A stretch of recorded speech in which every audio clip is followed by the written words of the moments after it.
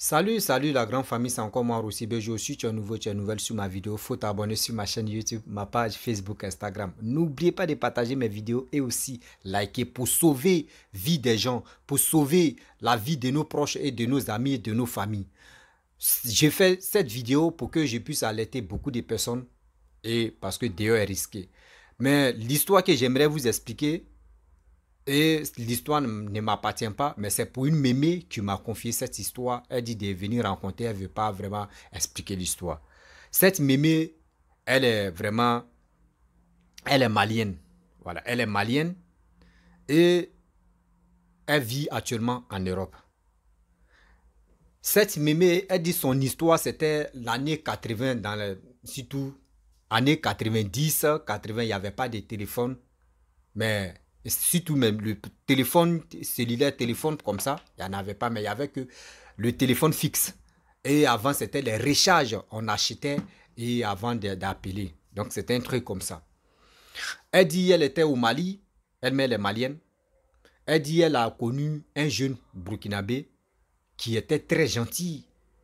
Le jeune burkinabé, il faisait ses trucs de photocopies. Avant, à faire des photocopies, ce n'était pas du jeu.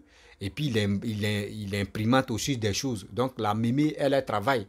Mais il y a des trucs d'ordinateur. Seulement, ordinateur, ce n'était pas trop ça. Ceux qui avaient ça, là, on pouvait les compter. Mais elle n'arrivait pas à faire ça. Donc, ce jeune homme-là l'aidait à faire sa photocopieuse. Il avait des 3 photocopieuses, mais il s'est débrouillé avec ça. La mémé dit, elle a aimé surtout l'idée et puis aussi la gamme. Quand on dit la gamme, c'est le comportement de ce jeune homme. Donc souvent quand elle s'en va au travail, à son retour, elle vient un peu donner un peu d'argent au jeune homme. Mais lui, il travaillait, il avait un coin de photocopieuse et imprimant tout ça là. Elle dit, souvent quand elle a les choses à faire, elle appelle le jeune fait ça pour lui, pour la mémé, tout ça là. Donc, un jour, il y avait des gens qui sont venus confier une mallette d'argent à ce jeune homme-là. Elle dit, la mallette contient des billets de 10 000, 10 000, 10 000, 10 000 neufs, remplis comme ça dans la mallette. Ah, ils sont venus confier. Elle dit non que le jeune lui a dit, c'était 3. Ceux qui sont venus confier cet argent-là au jeune homme-là, ils étaient 3. On dit, si tu vois le jeune homme, il est robuste, en forme, taille comme ça. Quand tu le vois, mais tu sais que ce gars-là, et puis lui aussi, il pratique le sport, tout ça là. Donc, il avait vraiment gabarit. Donc, les trois jeunes sont venus confier une mallette d'argent, remplie d'argent. Et puis, il dit, mais on dit, il faut garder ça là, on a volé ça quelque part, il faut garder ça. Après, en 3 jours, on va venir récupérer ça. Donc le monsieur, où il travaille là, et ils sont partis, il est venu dire à son ami, ah, il y a 3 jeunes qui sont venus me confier une mallette, c'est rempli d'argent. Ah, vraiment, que ils vont passer dans 3 jours. Et son ami aussi, dit, ah bon, c'est rempli, mais on n'a qu'à fuir avec ça. Parce que ce qu'il est en train de faire là, ça la mettre de l'argent là, c'est beaucoup même. On n'a qu'à fuir avec ça. Et le gars dit, si on fuit avec ça, mais les gens peuvent nous attraper. Et il dit non, mais on n'a qu'à fuir pour aller chose comme au Burkina, parce que l'affaire s'est passée au Mali. Il dit parce que lui aussi c'est un Burkina, il dit on n'a qu'à fuir pour aller au Burkina. Mais si on veut aller au Burkina, on va passer par vol, sinon ils vont nous attraper. On peut passer par les routes clandestines pour partir avec la mallette là, pour partir avec cet argent là. Parce qu'à l'aéroport, ils vont nous fouiller tout ça là, cet argent là est beaucoup là. Et le jeune homme qu'ils ont confié la mallette, et il a commencé à réfléchir. Et il est allé chez sa vieille mère, c'est qui m'a expliqué l'histoire, chez la mémé, et il a expliqué l'histoire à la mémé. Ah, mémé, voici 3 jeunes qui sont venus dans mon magasin là-bas où je travaille, ils m'ont confié une mallette, mais la mallette là contient de l'argent rempli de 10 000, 10 000, 10 000. Elle dit, ah bon? Donc elle s'est levée, elle allait dans le magasin du jeune. Ensemble, les gars l'ouvrent la mallette, c'est rempli de l'argent. Aïe! Et la mémé a dit, ah bon? Et ils t'ont dit quoi? Et le jeune homme a dit non que oui. Ils disent, ils ont volé cet argent-là, ils vont passer dans 3 jours pour récupérer ça. Et la mémé a dit, ah bon? Bon, il n'y a pas de problème. Il faut garder cet argent-là Faut pas, tu vas bouffer. Faut pas, tu vas fuir avec ça. Et le jeune homme dit, ah, j'ai dit à mon ami dit, on n'a qu'à fuir avec ça. Il dit, non, ne fuis pas avec cet argent-là. Faut attendre, dans 3 jours, ils vont passer, ils vont venir prendre. Faut pas fuir avec cet argent-là. Ce que tu es en train de faire là, ton petit boulot que tu es en train de faire là, Dieu va te bénir dedans. Et ce jeune homme a écouté le conseil de la mémé. Vous savez, dans la vie, marcher avec les grandes personnes, ça nous aide dans la vie. Souvent même, ça nous aide même que souvent, ça nous aide, mais parce que qu'on dit les conseils des vieilles personnes là, nous donne la force encore de rester toujours en vie. Parce que souvent là, nous on ne sait pas où. Il y a d'autres, mais imaginez-vous s'il avait écouté le conseil de son ami. Je vais écouter, je vais prolonger l'affaire d'abord. Si toute l'histoire est plus, je vais faire conclusion.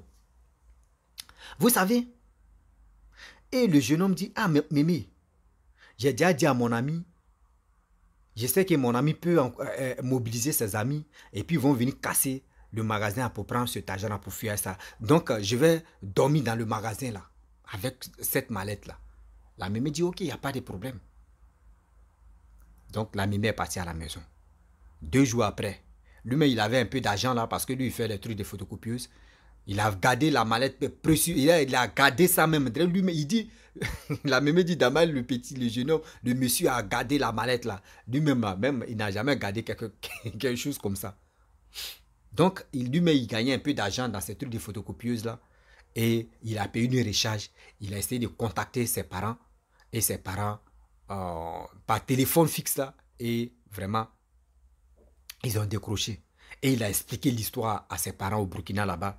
Et ses parents disent, il n'y a pas de problème. Ils sont allés consulter. Dans leur consultation, c'est là, ils ont su que oui, la mallette que le petit a là, la mallette d'argent qu'on lui a donnée là, c'était genre comme s'il bouffait cet argent-là, ou s'il fuyait avec cet argent-là, c'était comme il a acheté son âme comme ça, ou soit il a vendu son âme. C'était un truc genre comme ça. Donc ça veut dire, l'argent qu'on lui a donné là, c'était l'argent parce qu'il est robuste, il est en forme. C'était l'argent qui était déjà préparé. Donc, il a appelé ses parents. Ses parents disent, bon d'accord, demain, on te revient. Donc, demain arrivé. Ses parents, lui, il appelle ses parents ne répondent pas. Il appelle ses parents ne répondent pas. Donc, le 3e jour, il a attendu les jeunes. Les 3 jeunes ne sont pas arrivés. 4e jour, 5e jour, la mémé partait au travail. Elle dit, elle partait au travail. Et puis, comment dire, le jeune homme, lui, il photocopiait des documents des gens. Et il a dit, non, attendez, je vais voir la mémé là. Et il a couru derrière la mémé. Et il a dit à la mémé, ah, la mémé dit, il dit, mais à quoi? Il dit, ah, la mémé, les 3 jeunes là, ils ont donné 3 jours. Ils ne sont pas venus récupérer leur mallette là. La mémé dit oui. Ah bon? Bon, faut pas fuir ça, il faut rester avec ça. Donc lui, il attendait le retour de ses parents maintenant. La mémé dit, il ne faut pas partir avec ça, il faut rester. Ils vont venir tôt ou tard. Je dis, ok. Donc, la mémé est partie au travail. 5e jour, 6e jour, 0. Maintenant, ses amis, son ami qui il a expliqué l'histoire là, son ami est venu. Son ami dit, ah, est-ce qu'ils sont venus récupérer cet argent-là? Il dit oui. Donc lui, il a dit à son ami qu'ils sont venus récupérer. Et son ami lui a demandé, mais ils t'ont donné quoi? Il dit, ah, moi, ils ne m'ont rien donné. Hein. Ils ne m'ont rien donné sérieusement, ils ne m'ont rien donné. Son ami dit, non, mais pourquoi tu dis non qu'ils ne t'ont rien donné? Il dit, ah, moi, sérieux, pas te mentir. Toi, mais entre nous deux, pourquoi il t'a menti que j'étais chose à, comment dirais-je, ils m'ont donné quelque chose et puis je vais te mentir. Il dit, oh, bon, d'accord, son ami voulait me mettre ça en parole pour dire, mais pourquoi toi, ils t'ont donné, puis tu es en train de me cacher. Mais après, il a calmé son ami, puis son ami est parti. Donc, lui, il attendait les retours. Surtout le retour de ces personnes-là pour qu'ils puissent leur redonner la mallette. Donc, dans ça maintenant, les gens sont 8e jour, les gens sont venus. Ils sont venus, il dit, quand ils sont venus avec 2 véhicules, ils sont venus même, et puis ils étaient plus 3, hein, ils sont venus même en force même. On dit, ils ont cassé là, on dit, ils ont défoncé, il dit, la mémé a dit, ils ont défoncé la porte du magasin du petit, là, ils ont défoncé ça. En force même. Et puis ils ont vu le petit était couché. On dit, mais où est la mallette là? Où est la mallette là? Il dit, non, la mallette est là. On dit, où ça est? Donc il allait prendre la mallette. Il a donné. On l'ouvre la mallette. Là, elle est bien placée même. Le petit même n'a même pas enlevé un billet même dedans. On dit, mais pourquoi? Donc, ils ont commencé à tapoter. Pourquoi tu n'as pas pris? Pourquoi tu n'as pas fait ceci? Donc, le petit ne comprenait pas. Il dit, mais vous me menacez. Pourquoi? On dit, oh Dieu, mais pourquoi vous me menacez? L'histoire vraie, hein? Pourquoi vous me menacez? Votre argent, je n'ai pas bouffé. Votre argent est en bon état. En bon état. Donc, je vous ai donné. Mais pourquoi?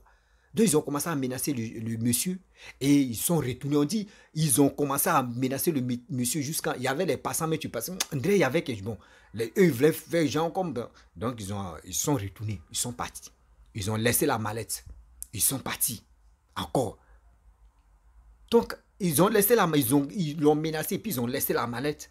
Et le petit, maintenant, il a couru. Il a couru. Et il allait appeler ses parents. Pour voir. Donc, il a appelé ses parents dit, mon fils, bon, tu nous excuses parce que quand nous sommes arrivés, on n'avait plus d'unité, donc on attendait ton appel. Qu'on allait voir, on allait consulter, ils ont dit non que oui, cet argent qu'ils t'ont donné là, c'est pour acheter ton âme, tu es là. C'est pour acheter ton âme. Si tu as bouffé un billet dedans, ou soit si tu as fié à cet argent là, c'est comme tu as vendu ton âme comme ça. Et que c'est là le petit. Quand il a fini de communiquer avec ses parents, au Burkina là-bas, il allait voir sa mémé. Bon, s'il dit sa mémé, sa vieille mère, la mémé, il allait voir la vieille là, pour dire, ah mémé, voici ce que mes parents ont dit. Voici l'histoire qui s'est passée aussi. Voici ma porte même, tu es là. Ils ont cassé, ils sont venus, et puis ils ont laissé cet argent-là. La mémé dit, ah, Dieu merci. Si vraiment tes parents ont consulté, et ils ont vu que oui, ce que j'ai dit, oui, il a dit non, qu'il ne faut pas tu prendre cet argent, il ne faut pas tu fuir avec ça, c'est que vraiment c'est vrai. Parce que des gens ne peuvent pas voler une grosse somme comme ça et puis ils vont venir te confier que toi, on ne te connaît pas. Et les gars viennent te crier si toi, tu es menacé. Et puis ils ne prennent pas cet argent-là. C'est que ce que tes parents ont dit là, c'est vrai. Et le petit a gardé l'argent là. C'est là. Pas lui, il sait déjà que oui, là, il était déjà préparé. Ses parents lui ont déjà dit. Donc, il était là. Il dit, ils ont fait au moins 8 ou 9 jours encore. Les gars sont venus en force. Et ils sont arrivés. Le jeune là, l'argent est toujours là. Et puis il dit, ils sont venus vers parce que lui il fermait son magasin vers les choses comme 21h, mais eux ils viennent à 5h, 5h, 6h, 7h les gars. Donc ils sont là, les gars crient si lui à 6h les gars se retournent. Il dit vers les 5h40, ils ont cassé sa porte encore. Il ouvre la porte. Les gars l'ouvrent la porte à la force. Le jeune est là. On dit, où est l'argent là? Il dit, voici votre argent là encore, tu es là. Parce que lui, il sait déjà. On dit, il y a un, tu l'as giflé. Pourquoi? Pourquoi? Tu ne peux pas prendre cet argent-là pour tu vas fuir. Ça peut arranger ta vie. Pourquoi? Il dit, non, mais moi, je n'ai pas dit, je manque d'argent. Petit truc que j'ai fait là, ça me donne de l'argent. J'ai nourri ma famille avec ça. Donc, quand il a dit ça là, maintenant, ils ont fait 3 photocopieuses, mais ils ont cassé ça en même temps. Ils ont cassé, mélangé tous ces imprimantes, ils ont tout mélangé, cassé. L'histoire que je vous explique là, c'est... On dit c'est une histoire... La mémé dit c'est une histoire réelle à l'époque. Donc dans ça, ils ont cassé tout. Ils ont mélangé son coin. Et dans ça, le jeune maintenant, ils ont pris cet argent-là, ils sont partis à ça, on dit on revient. Ils ont pris cet argent-là. Et ils sont partis. Eux disent on revient. Donc quand ils ont pris cet argent, ils sont partis. Le jeune homme a appelé la dame, la mémé, elle est venue voir qu'ils ont tout cassé. Donc la mémé dit, à ton retour là, faut pas, ils vont te trouver là. Faut fuir même où tu es là, ton entreprise là, faut laisser même. Donc le jeune homme maintenant, il a fui. Et le jeune homme a dit, ils m'ont dit, ils vont venir demain. Et la vieille maintenant, le jeune homme a dit, il y a un pressing devant là. Parce que en face de son magasin, il y avait pressing. Et le jeune homme a donné l'heure à laquelle ils vont venir là. Donc la mémé allait s'asseoir dans le pressing là pour regarder dans les vitres. Si les vitres là, les vitres, bon, tout ça là, on mélange. C'est compliqué. Par les vitres là. Donc elle allait voir. L'heure que le monsieur a donné, le jeune homme a donné, il voit les 3 voitures sont venues. C'est plus 2, hein, c'est devenu 3. Ils sont descendus même. Eux voient. Il n'y a rien, tout est cassé. Eux, mais c'est eux qui ont cassé, mais eux, ils voient que porte là ouverte, mais il n'y a personne là-bas. Ils ont tourné, ils n'ont pas vu. Ils sont retournés. Elle dit à présent, où depuis l'histoire s'est passée là, elle n'a plus de nouvelles de ce jeune homme-là. Elle ne sait pas le jeune homme-là est devenu quoi. Il est devenu quoi, où il est mort, où il vit. Elle n'a plus de nouvelles de ce monsieur, de ce jeune homme-là. Actuellement, elle est en Europe. Donc, elle a vu que oui, j'explique les histoires de la vie, etc., etc. Donc, elle est rentrée en contact avec moi. Elle m'a expliqué son histoire. Vraiment, c'était pour vous dire. Et aussi, elle a dit non, c'était pour vraiment ce message-là, c'était pour vous dire. Cette jeunesse-là, surtout nous qui sommes là, approchons-nous des vieilles personnes qui peuvent vraiment nous aider. Voilà, qui peut nous aider dans les conseils, nous aider à nous donner des idées. Parce que si c'était uniquement nous seulement là, on allait fuir avec cet argent-là. Parce qu'il y a des, surtout il y a les grosses sommes, où il y a des sommes même, il y a des billets même qu'on te donne qui sont déjà préparés. Une fois que tu prends ce billet ou cette somme-là, tu ne sais pas. Tu ne sais pas qu'ils t'ont vendu ou toi-même tu t'es vendu comme ça, sans même te rendre compte. Soit ils vont te vendre et après tu vas aller travailler dans cet esprit là-bas où tu vas aller travailler comme mouton, où tu vas devenir fou, ou soit tu vas mourir comme ça, mais c'est ton âme qui a vendu sans te rendre compte. Donc c'était pour vous dire, soyons vraiment vigilants. Ne prenons pas des cadeaux des gens comme ça facilement parce que telle personne t'a offert des cadeaux ou free, bon, tout ça là c'est la même chose. Tu vas prendre cet argent-là, ou soit tu vas prendre ces cadeaux-là, et tu ne sais pas demain les retombées des malheurs qui vont te suivre jusqu'à ta mort, tu ne sais pas. Donc c'était pour vous dire, faisons beaucoup très attention, car Dieu est risqué, s'il vous plaît, Dieu est risqué.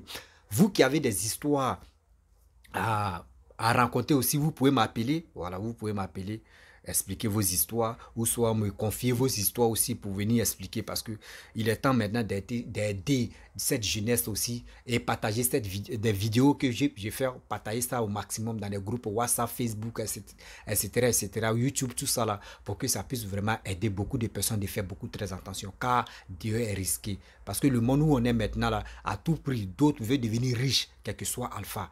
Donc, le monde est risqué. C'était pour vous dire, vous êtes sur la page Rossi BGO. Si tu es nouveau, tu peux t'abonner. Si tu es vraiment ancien et si tu es là, il faut partager cette vidéo-là au maximum. Toi, tu l'as écouté. D'autres personnes aussi n'ont pas écouté cette histoire-là pour mieux comprendre, pour se méfier aussi de la vie.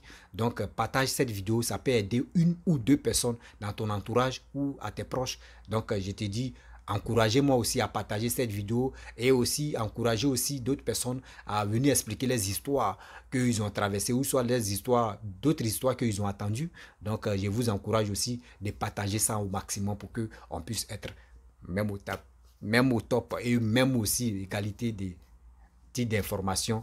Je vous dis à très bientôt. Ciao. On ensemble. Bisous.